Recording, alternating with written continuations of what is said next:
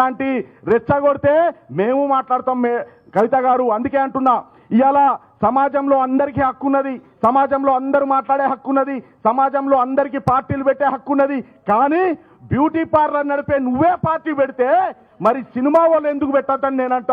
మా చరిత్రనే నందమూరి స్వర్గీయ తారక రామారావు గారు మరి 1982లో ఆత్మ గౌరవం నినాదంతో పార్టీ పెట్టిండు. సినిమా వాళ్ళను కించపరిస్తే మాత్రం మర్యాదగా ఉండదు కవితమ్మ. నువ్వు అనుకుంటున్నావు నీ పుంగి ఎక్కడన్నా బజాయిస్తే అయినటోడు ఉన్నాడని.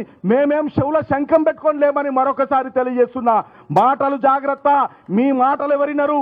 నువ్వు నీ కుటుంబంతో ఆస్తి తగాదాలు వచ్చినాయని నువ్వు ఇలా పార్టీ పెట్టి నువ్వు ఇలా మా గురించి మాట్లాడతావా?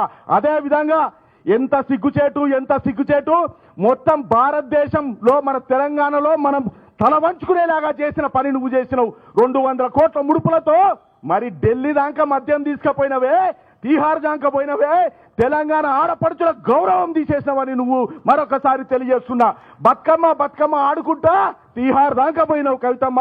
ఇక నుంచి అయినా నీ మాటలు అదుపులో పెట్టుకో. అగ్గి గుగ్గైతే మేము కూడా అగ్గి రవ్వైతామని మరొకసారి తెలియజేస్తున్నా. జై తెలంగాణ, జై తెలంగాణ, జోహార్ అమరవీరులు, జోహార్ అమరవీరులు, జై తెలుగుదేశం, చంద్రబాబు గారి నాయకత్వం.